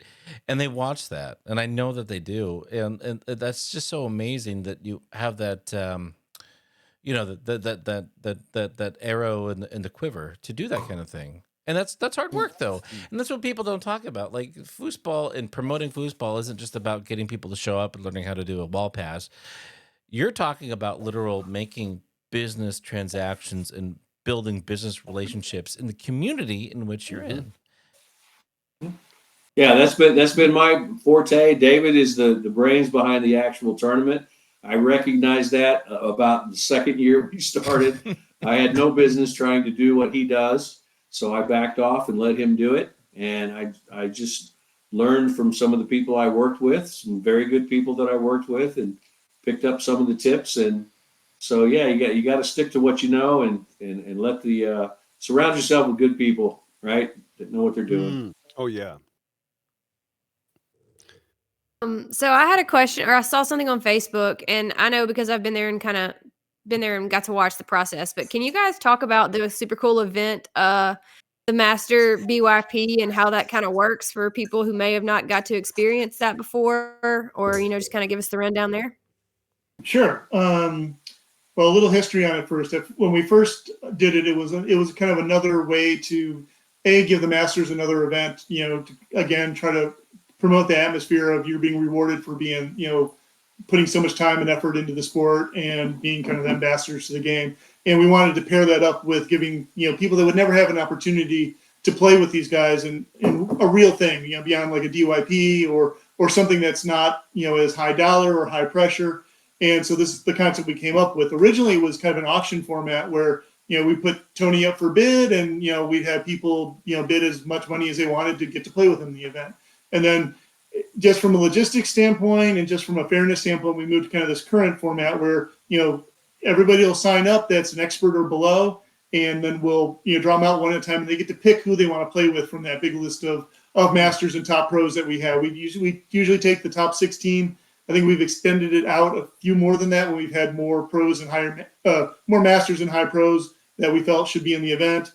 And then it gives them the opportunity to play with these guys. And, I think it's what, $1,500 for first or something. So it's big money. Nice. So, the masters, most of them are very invested in it. We always have one or two guys that may not take it as seriously, but usually people know about that beforehand, so they don't pick them maybe as high as they would.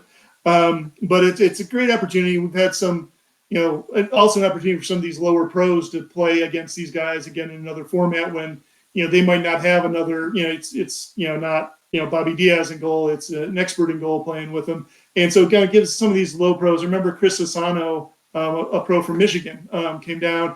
I think he was the last person in the draw. And what we do is the last person, since you don't get to pick, we always give that person their money back. So he was the last person in the draw, and I think he ended up getting second or third in it. And it was a nice payday for him, and he got to beat a ton of these guys that he usually is kind of playing with with another pro, but instead he was playing with a good expert against a kind of a master rookie or master amateur combination. So he kind of got to showcase his skills a bit too. So there's a lot of aspects to it that I like, and it's always been kind of a favorite. Yeah. How much players cost? Does it cost like per rank? So say I'm an expert player and I want to get in that, or is there a certain number of players, or how does that work? It's, if I remember correctly, I don't have the flyer in front of me.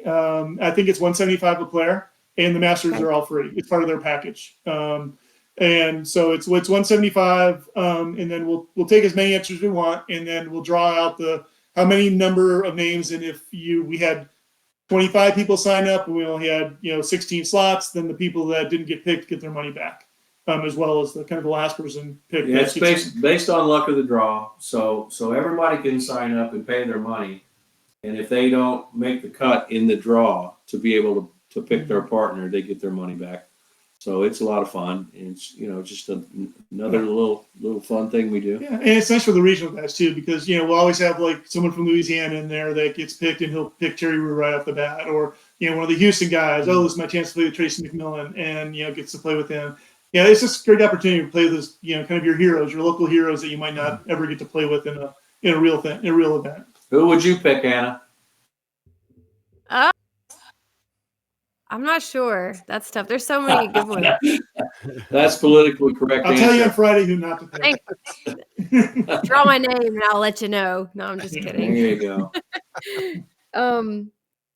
Yeah. So I just have so many cool comments. I could do this interview forever, but it's just like, trying to figure out what makes the difference in a major tournament and in just a regular tournament. Like, how do you separate that? Like, do you prep differently? You have to, I'm assuming, because you're getting so many more players and having so much more money into the events. And it's just so different for me to try to consider, if I was to run a tournament, what would be so different from me putting on, say, Kentucky State versus Texas State?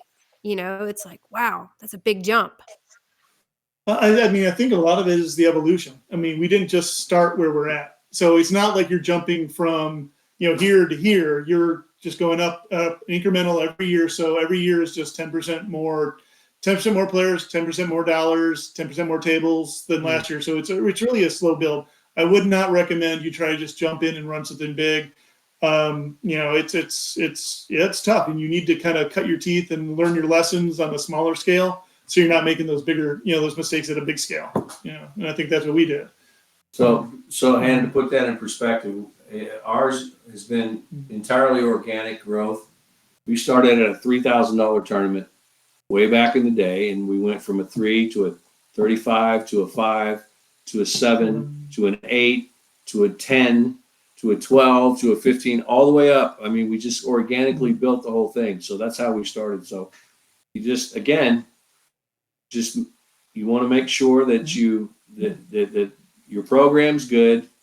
And Rob Yates is going through the same thing. Exactly. Yeah. Exactly. He's experiencing the exact same thing. That's why I give him kudos, because that's exactly where we started. We started at a 3,500 in Eclipse Billiards. We moved a couple around, and then it just continued to grow, and it was all organic. And that was the year after it was a 15-grander run by Tornado. And so we kind of had to pick up the pieces and start from scratch without Tornado, running the tournament. And, so we started, we didn't try to go right at 15 right from the start. We realized that, no, we can't do that. We need we didn't have any money. We need to go. Didn't have any money, didn't have any tables, didn't have a venue. So we rented a U-Haul truck and went and robbed every Eclipse Billiards location we could for the three tables they had. And that's where we started with 3,500 or $3,000. It was crazy. You robbed them? Yeah, not at gunpoint though, Adam. Oh, it was an organic robbery. Oh, okay. I thought I was like, wow, is this a cold case? All right. We borrowed. We borrowed. It was organic robbery. Okay. No, we didn't. We got permission. So no. The truth is, one of the Clicks locations that we came in, we were running weekly tournaments in. He recognized that we had something going here, and we had a lot of excitement. And he said, listen, if you will run your state tournament here, I will remove all the pool tables and you can replace them with foosball tables, and we would like to host your event. And that was our first big break, right? So, but what we had to do is we didn't have enough tables or chairs or tables or lights. Yeah. I literally Or hung, bathrooms. oh my God, I literally had to hang from the rafters 30 freaking lights, man. It was Oh, good. but at the time we didn't care. We thought it was cool. Hey, we're gonna have the coolest tournament in the world. So we jumped right in there and we did it. So if the both of you were to go back and talk to the both of you at that time frame, what would you have said, David? And then Steven? At that time, we loved to play, and we thought, hey, great idea. Now today, I think he'd probably flip me off.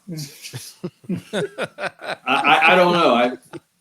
I have no regrets. Honestly, I am very, very proud of what we've built. And so I think the answer would be the same. Hey, man, let's build something that we're proud of. Let's build something that the Texas player base is proud of.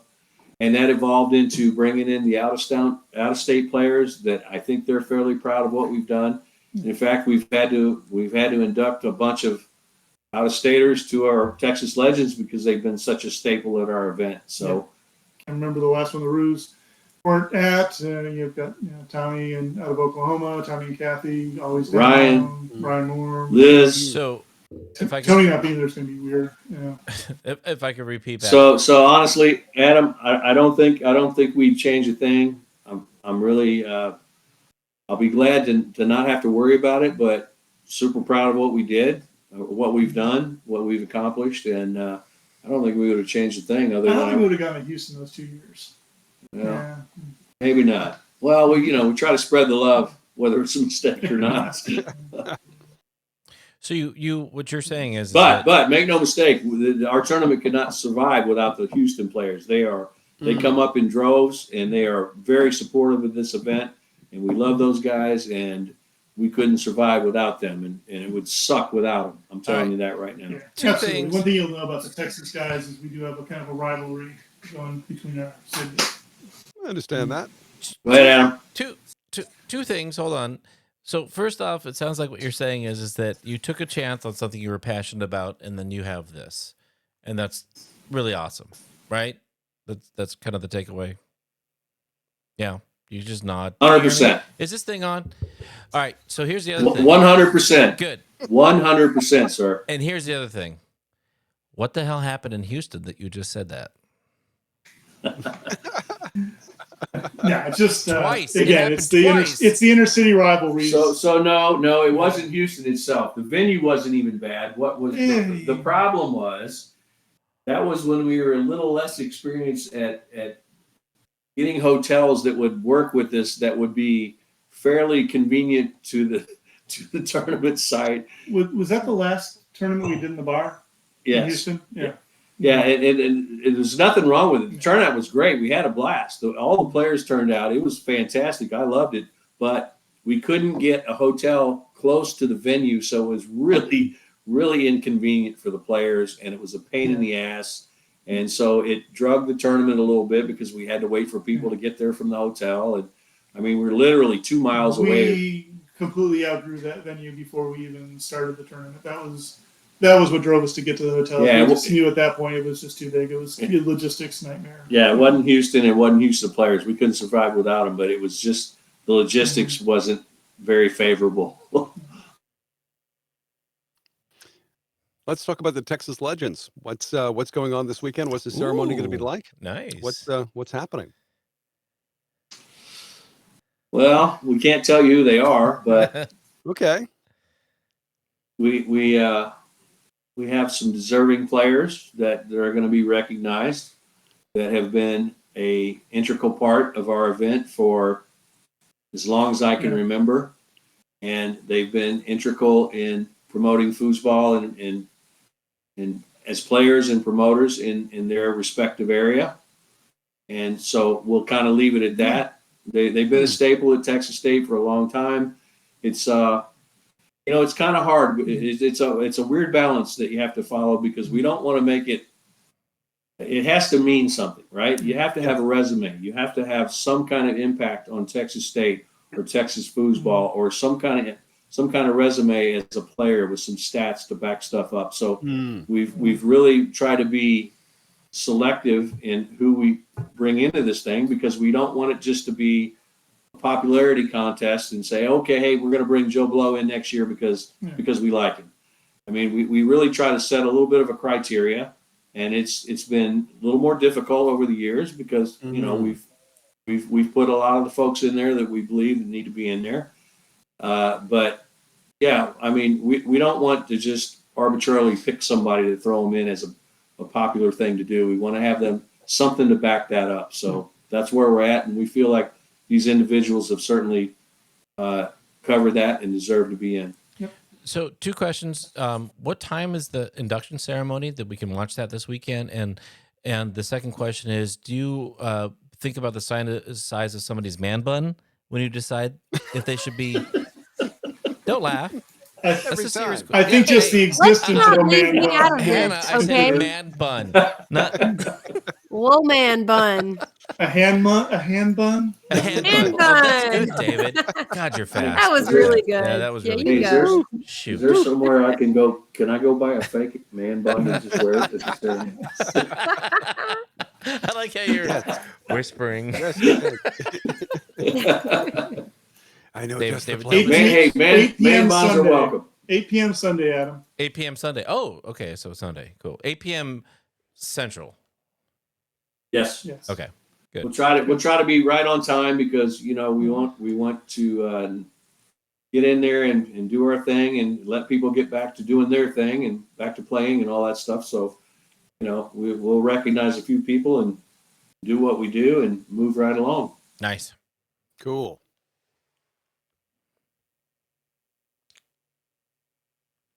Tom? Yes. No, I was just going to say that looking forward to getting some updates from the tournament this coming weekend to air on Foos Talk Live. And wow, well, I think this is always fun to hear what's happening at the moment. I just got a text from Clay. He said I should have tried that defense in court, organic robbery. Organic robbery. Clay, we love you, man. God dang it. By the way, if you're listening, cancel your room reservation. Oh man, my main man Clay Toomey. That's fantastic. But I have an organic man bun. Well, look, I mean, I feel like it's getting late, David. yeah, I feel like it's getting late. Yes, I've been out of beer for a while, so I'm cranky. Oh no, you could get up and go get one. I'm gonna go get hey, listen, I had to bribe him to come over here. I'm gonna get him a beer, all right? All right, yeah, sure. I'm the logistics guy, right? Yeah. I'm the logistics guy. Yeah, no, yeah. You take David's the brains behind the Yeah. situation. I'm the logistics guy. All right. So Dave, now that he's gone, I thought he'd never leave. Hey, don't talk about me behind my back, man. You want to talk some shit about? You want to talk some shit about him? Blink twice if you need help. Yeah, are you safe? Get one of these things. Take your glasses off if you need help. Yes. Listen, I'll write my save me sign. Yeah. David, here's your opportunity right now. There's a lot of people watching this, and a lot of people that are promoting tournaments and stuff like that. And you've been doing this So for someone a very long- besides Clay is listening. Oh yeah. Yeah. Or Clay is watching on 16 different devices. Yes. Yeah. Right. No. No. In all seriousness, dozens of people are going to listen to this. Tens of dozens. No, there's a lot. Tens of tens. Dozens of look. You have to over. What did I say? You have to over promise and under. That is so bad. Under deliver, yeah. Yeah, I can't believe Exactly what I can't believe I said Works that. every time. The formula. Seriously, I'm It's gonna brilliant. go order. I'm gonna go get some. I don't know, like Burger King for my wife. Is that what you do when you realize you've overpromised and under-delivered? Listen, no, seriously. Hold on. Let me focus. So, David, for all the people out there that are wanting to promote or do anything like that, or even run a tournament, seriously, nitty-gritty, give them something. What's the advice? What's like, oh, I know what. What did you wish you knew when you started doing something like this? Just how the kind of the package deals would just bog down things, and you needed something to, from a marketing perspective that allowed, the players to play a lot of events, just, from a, tournament perspective that, you need the players to play a lot of events. But at the same time to try to make sure that it's not killing the experience. And I think that's kind of the balance I wish we knew earlier, because, you had to have a package deal because that's where things went. But at the same time, you knew it was kind of hurting you in how the tournament ran. And it just took a while to try to figure out how to. Guinness. Can we all feel better? Hey, sometimes you got to pay for the help. Yeah. Cheers. Cheers to you, Tom. Yep. Cheers to all you guys. Cheers. Thanks Cheers. for having us on Cheers. tonight. No, thanks for being here. But so David was in the middle of giving us some sound advice. Yeah. And the other thing is I would definitely try to learn from what's working elsewhere. There's a lot of things going on right now that you can take a little bit from each tournament, and you don't feel like you have to reinvent the wheel. You look at something like what Colorado's doing with some of the sponsorships and how they're attracting the outside sponsors to really build up the tournament. That's amazing. If everybody could start doing that, you look at some of the things we've done from a scheduling perspective, I think that would help a lot of people out. You look at, some of the stuff that Mary's been able to do with the presentation and trying to build up the prestige a bit, especially at Worlds with the kind of the intros and the pit areas and, make it more of an event. I mean, there's so many things that each individual promoter is doing or doing well, and just trying to pick what's working best. And, it's, what is it? What's the sincerest form of flattery?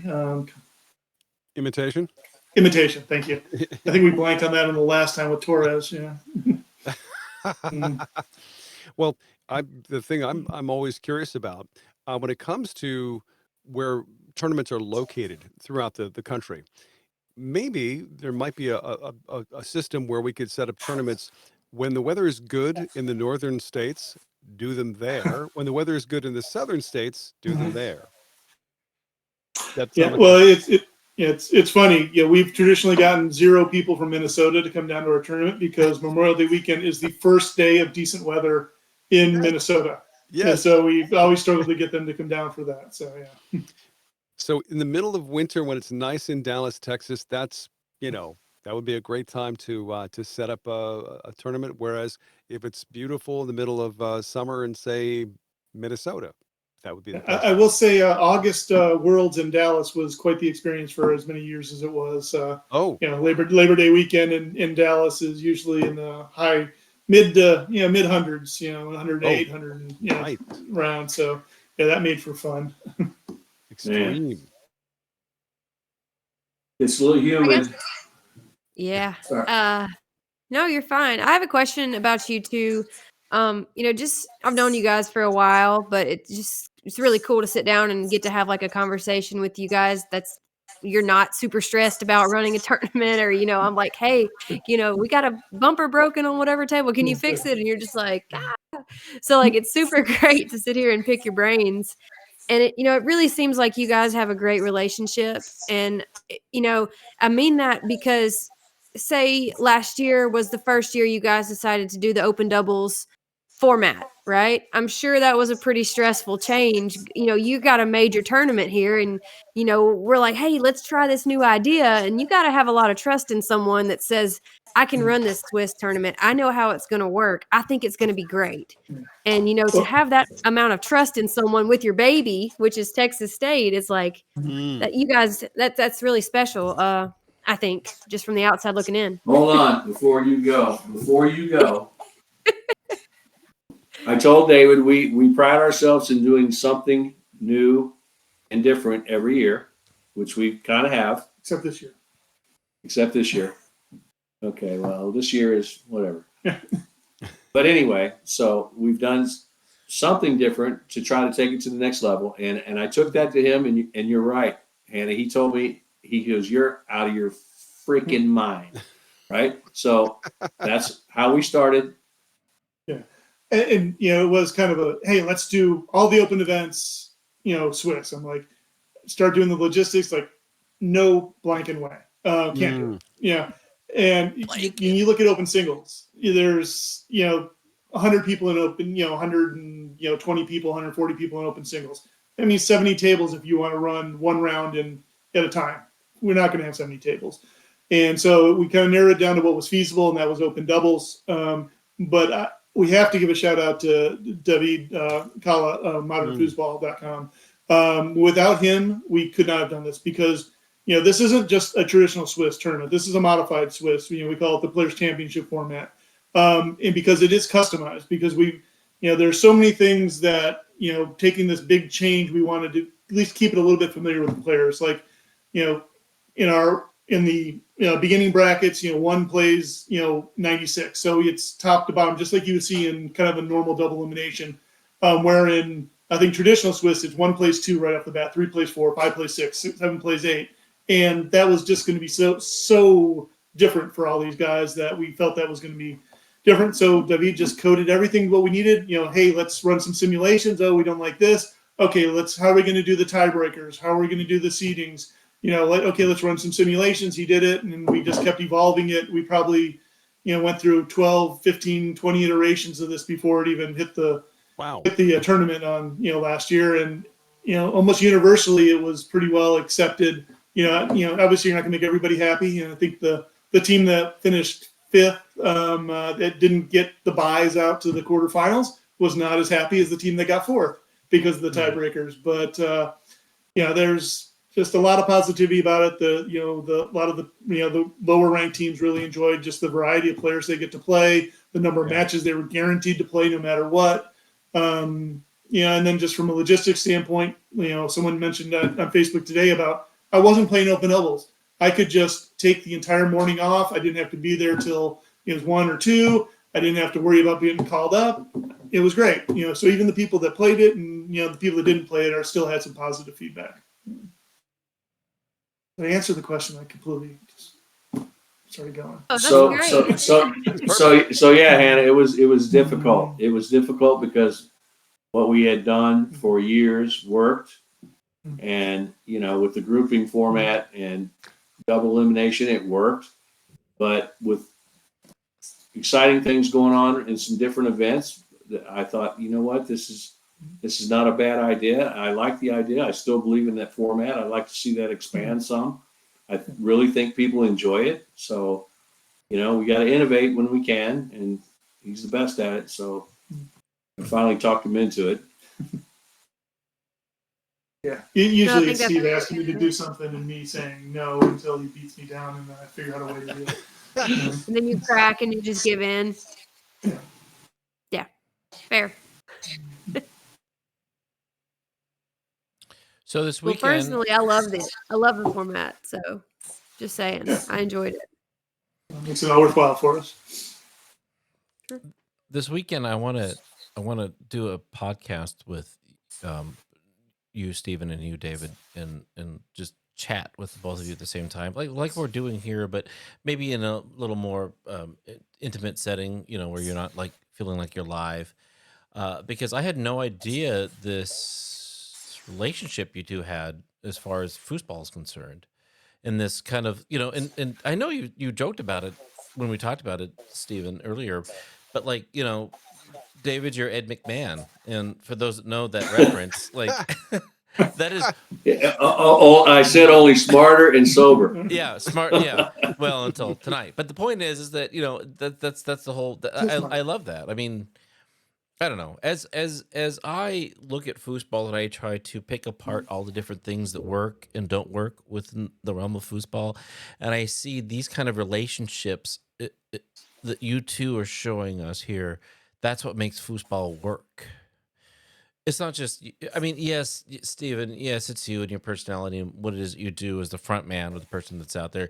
But David, you're the person that's back there anchoring and bringing back down to earth. And I see that a lot in my experience talking to people in the last couple of years in foosball promotions. And seeing this here in the story that you all have makes me giddy. Sorry. Thanks. Whoops. Hey, listen, I couldn't have. I say I couldn't. We couldn't have our team couldn't have got to where we are without this dude right here. I'm not blowing smoke because he's sitting here drinking Guinness and all that, but no joke. He's been my right-hand man since day one. He's the brains of the operation. I'm good at what I can do, and it's just been a really good partnership for a long time. I love that. I didn't know that. And as my dad says, we are because you is. So I don't know. This is quite the story to be told. So yeah, like I said, Adam, you surround yourself with good people and try to contribute to the greater good, and you bring the right guys in, and good shit happens. Yeah, no, I agree. And I usually try to surround myself with good cheese. And no, I'm not even joking. Some Camembert. Don't listen to me. I can't help it. Well, Adam. I know. I feel like we should start wrapping up, but I don't think we need to really wrap up yet until we just get some more into those other questions on the edges of our consciousness that we want to be asking. Tom, Edges of our consciousness. Let's talk about food. So, Whoa. okay, let's say Yes. Hannah arrives and she wants to have a great steak. What would you guys recommend? A great steak. Bob's Chop and Steakhouse, right up the road from the hotel. Nice. Grapevine, Texas. It's less than 5 minutes away. That is the Ruth Chris Del Frisco's type stuff. It's probably rated a little bit higher than that.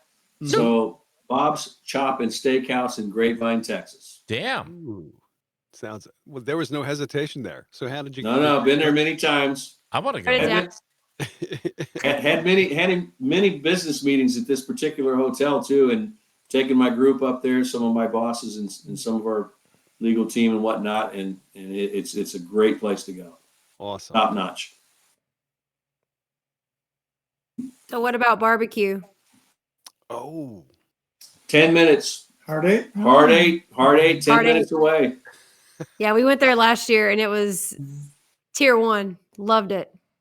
Yeah. Hard 8 is close to. I mean, you can get there in 5-10 minutes from the hotel. Shuttle would probably even take you. If we loaded up enough people, we'll load up and we'll go have some barbecue over at the Hard 8. Oh, that sounds awesome. There's Mexican, there's whatever you want within just a few miles of the hotel. So whatever you like. Got a nice Nepalese place I could recommend too. Really? Nepalese? Nepalese. Yeah. What is Nepal? What is that? Nepal. It's called Kathmandu, like cafe. Mandu. Oh, yeah. Kathmandu, but A lot of Kathmandu. grape leaves everywhere, kind of a situation, or Yeah. It's momos. Lots of momos. oh, okay, all right. So that's one. I love that. I love that round of questioning for everybody. But I want to go right back around the horn again before we get back to you, Steve and David.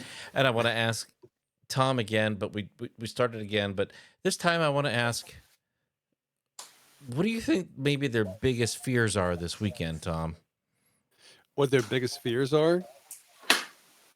We have some. Tom, ask him. The biggest fears would probably be no power in the hotel. No. Ask them what it is. You want me to ask that question to them? No, I just don't want to be involved. So you don't want to be involved? Since when am I the translator? I mean, okay. So what's your biggest fear this weekend, or do you have any?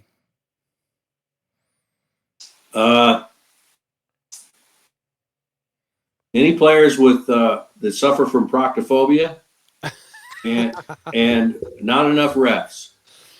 Oh, not enough refs. I like that. I think we have plenty of refs. Of course, David said on his announcement of our format and the player's guide, he said, everybody play nice. And I almost commented, hey, play as hard and mean as you can within the rules. Okay? I mean, don't play nice. Play mean. Play to win. Play aggressive. But do it within the rules, like I always did. Yes. David, what about you? What's your biggest fear?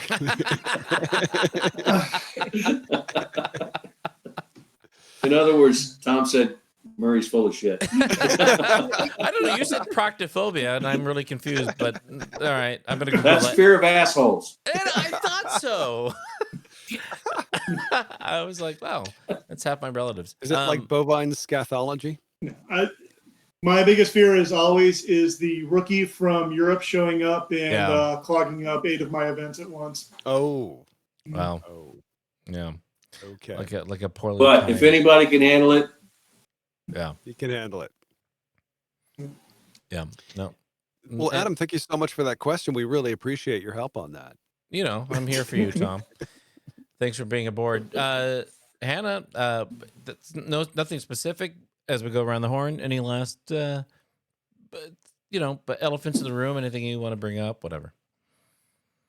I guess it's particular. I know, Mr. Steve, you were like, yeah, usually negative and blah, blah, blah. I don't know, man. I don't know if I believe you. Everything you said has been like positive, even regarding like other tournament directors, promoters. You've just been like, yeah, I think we all just need to collaborate more. Like, that's nice. And then you're hearing like this really positive, outlook on how we're going. And you've got this great team and everything is just really happy. And I'm happy for you because that's nice to hear. I think you deserve that and get to enjoy it. You've worked hard for it. And if this is the last year you decide to do it, seems like you've got a great team on your side and that you've got a pretty cool time going into it. So I'm excited for you. thank you, Hannah. Thank you, Hannah. And I meant every word of it.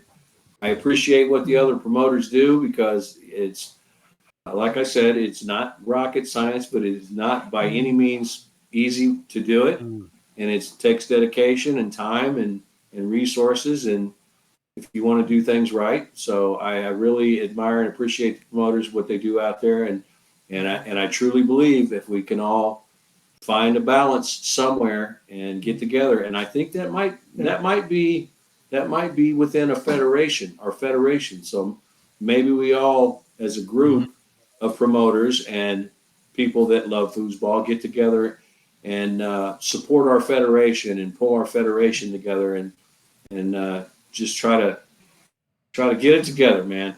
A unified point system would be a good start. Yes. And I believe that's coming. I believe that at some point that's coming, and that will help tremendously. But as long as we keep knocking heads and pulling apart and competing with each other rather than supporting one another and getting our shit together, we're going to struggle a little bit. And there's power in numbers, and hope to see it. Just hope to see it before the day I die. Last words. Which ain't going to be anytime soon, by the way. Hell yeah. That's right. No. You're not going anywhere. Last words. David, starting with you, and then we'll do Stephen last. Just everybody come out, and looking forward to seeing everybody. This is, the kind of not being a touring player anymore. This is my one opportunity to kind of see a lot of old faces that I grew up playing and battling against over the years, and kind of morph from that kind of competitive relationship to more of a friendship. Nice to see him. See these guys once a year. So looking forward to seeing everyone. Looking forward to a great tournament, and that's about it. And sending Steve off in the manner that he deserves. Thank you, and about to sign off here, but Stephen. So first, thank you guys. Thank you for spending this time with us and giving us an opportunity and a chance to talk about the cool stuff we've done over the years. So thank you all for that, and thanks to Inside Foods and that gang and everybody else that's involved. I hope that other promoters will come out and just kind of witness how we do things. And again, I'm not saying we're better than anybody else. We have a unique way of doing things that I think is very effective. And I think it's great for the players. So we want other promoters to come and spend time with us and ask questions or just have a beer, whatever. And first and foremost, I want all the players that come down here to have a great time. I want them to come down here and compete fiercely. And don't come down here just to play ping pong out in the frickin' foyer. Come down here to win your events, okay? Because there's a lot of prestige in wearing that Texas State jacket. and there's some rings and there's some pennants. That's right, buddy. That's right behind you. So to win Texas State means something, and we want all the players to come down here and enjoy what we've built because we're really proud of it, and can't wait to see everybody next week. Thank you, Stephen. Thank you, David. Thank you, Robert Yates. Thank you, Tom Robinson. Thank you, Hannah Smith. Thank you, everybody else out there that was listening in. Appreciate you. We'll be talking to you again next Tuesday.